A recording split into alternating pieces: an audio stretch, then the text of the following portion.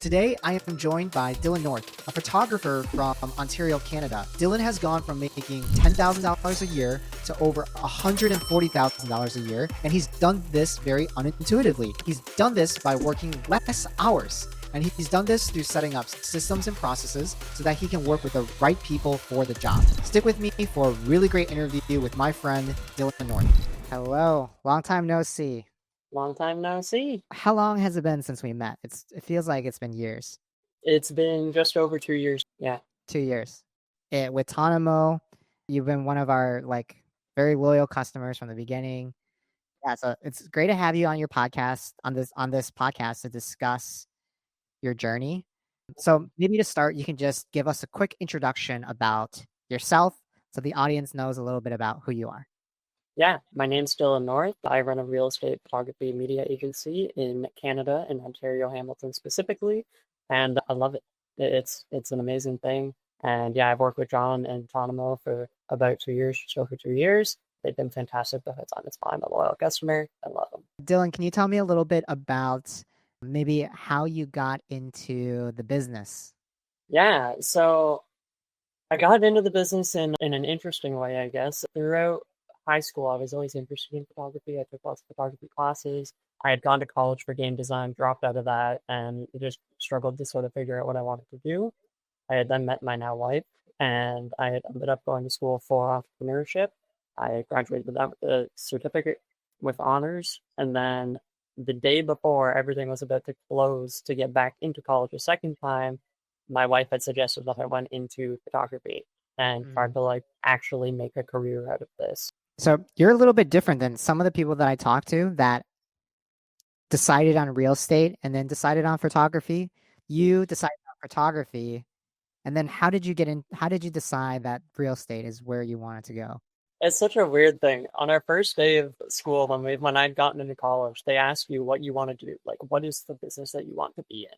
And I don't even know why, but I'd written down real estate photography. And it's not something that they teach in the course by any means. It's like mostly headshots and figuring out how to manipulate lighting. Not that that's not useful in this industry. That's not what I was trying to do. Why real estate? I guess it was because it's something that's static, right? Like it's something that's always there. Because a down market, you still need real estate. People are unable to afford their homes. They're going to be selling. People are thriving. They're going to be buying, right? Like real estate is always a thing. It is a necessity. It's always here. Whether there's a slow market or a fast market, doesn't matter. It's always consistent.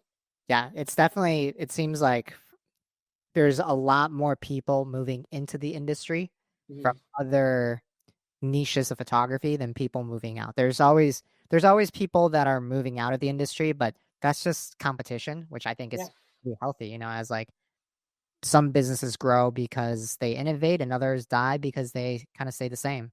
Yeah. There's so much to do in this industry too, right? Like it doesn't just have to be taking photos of real estate. You can do branding and stuff as well. We do community tours with people. You can hire video editing teams to your clients. Like there's so much opportunity in here that isn't just you go and take photos of houses. Right now, you're working for yourself. Yes. You run your own business. You have full control of everything, but that wasn't always the case. Can you tell me a little bit about how you ended up working for yourself on this? Yeah, so after graduating, I actually graduated in COVID. So that sucked because I didn't know where anything was going. Obviously, all the economy was shut down and I hadn't actually started a business yet. So I had gone and worked at a factory for a bit. I saved up $20,000, I had an end date, knew when I was quitting and that I was going to go in and do real estate photography for myself. I didn't know exactly what it looked like, but I'd saved up $20,000, paid off my debts, and went for it, right? I'm very thankful to have my parents who would let me stay during that time as well while I got stuff kicking off. So all of that worked out nicely. My first job was with somebody who allowed me to make 30% on every shoot, just going and shooting for them. I did kind of none of the editing or anything. It was more so just getting my foot in the door, trying to see what was going on in the industry, getting some clients, stuff like that, growing a little bit of a portfolio. So after, all your expenses, how much did you end up making, maybe as a percentage or as a flat amount? Certainly not enough to make it worth it. But in my first year, I probably made 10 grand at best. Yeah. It was nothing great. Yeah. It was nice to get into the industry, but it was rough. Yeah. Yeah. So what would you say is the margins for most real estate photographers? I imagine it's between 30 and 50%. Yeah. I think Right? that Like that's, sounds about right too. And so when you're at that like 30 to 50% margins, you really cannot afford to spend 30% on customer acquisition, yeah. especially if they're not doing it well. Yeah. And like again, you're talking cheap, right? Like cheap work. So every time you go out, you're not getting big jobs. It's like just photos, maybe photo and video if you're lucky. For the audience, like from a concrete tactical perspective, what changed? For one, I know you Everything. left business. Yeah. Yeah. So you had suggested that we start doing email stuff. That was when we found out that the email was burned. And then we had gone into Instagram, right? Like that was where we really started taking off in business, is because you had said like, hey, like we're gonna start doing Instagram DMing, we're gonna do posting, make these videos, like we're gonna really go hard on marketing. Do you want to be involved in this and like see where this goes? And I was like, I absolutely like I believe in Instagram, right? Like I think it's a good thing. Yeah. So we really put in some of the business processes. You found a way instead of just randomly doing things, you had a way to get new customers. You Yeah. had a way to reliably increase your sales, and you weren't just doing everything yourself. You had editors that could just focus on the editing, so you can focus on the photography side of things. So Yeah. yeah, Yeah, all the absolutely. systems got put in place. Yeah, exactly. Like those systems mattered a lot. And like not only it's like having people who are marketing for me, having people who are doing the editing for me. It's like all that I need to do is make sure A, that I'm shooting really good, B, that I'm keeping the clients and like keeping them happy, and C, go out and meet people, right? Like I can work on stuff more interpersonally while you guys are working on stuff more on the back end.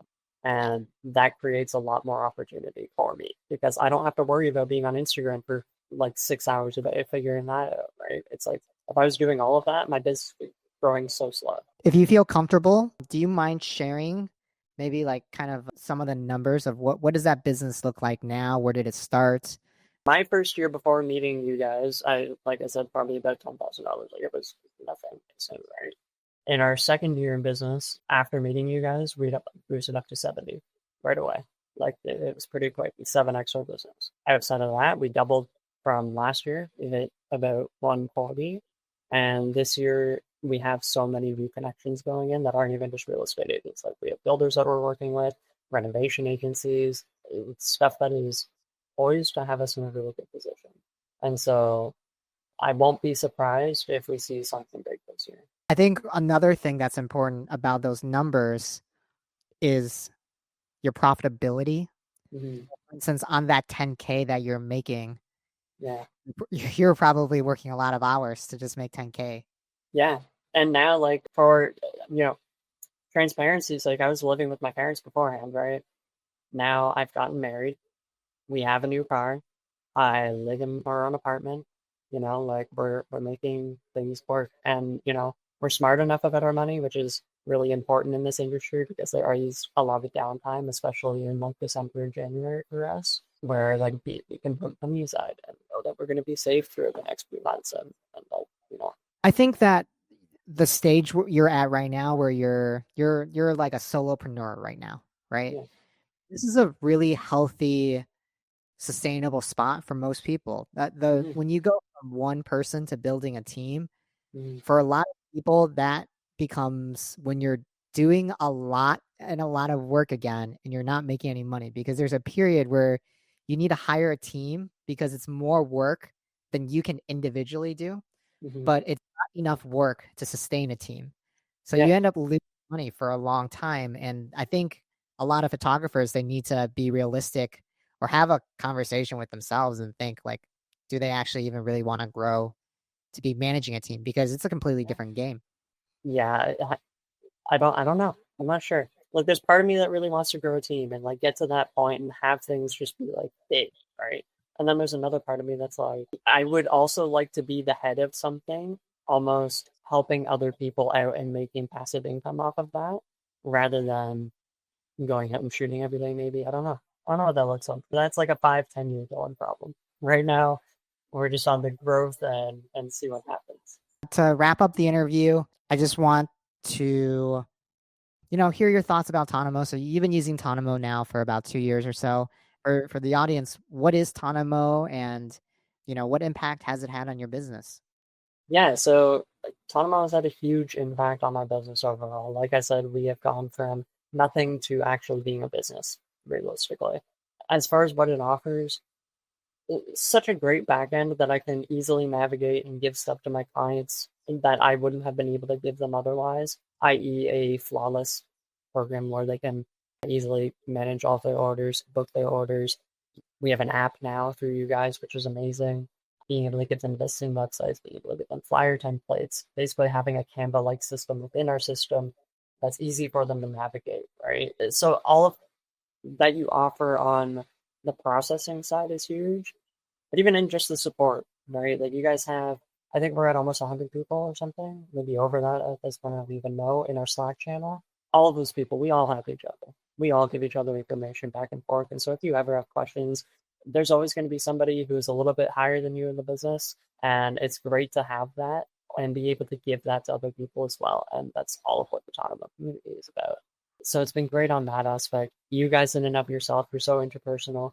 You help us, you give us great suggestions. And like, Jacob on the Instagram side, especially, he's helped me grow my Instagram like tremendously. We have a great relationship, working relationship. I love hanging out and see what he has to say. So That's great to hear. This is what I'm passionate about too, is just how I'm very passionate about entrepreneurship myself, but I love I thought, hey, if I'm going to go into building a business, I want to be building a business that supports other entrepreneurs, and it's really great to hear how your business has kind of taken a big shift where you're able to work less, make more money, and just have some kind of sanity in your yeah, business. Dylan, thank you for doing this interview with us, for taking some time out of your day. I always enjoy chatting with you. You're an awesome guy, and I think our audience are going to as well. awesome. Thank you. I love it, and I love being here. So anytime. Thank you so much for having me. Thanks, Dylan.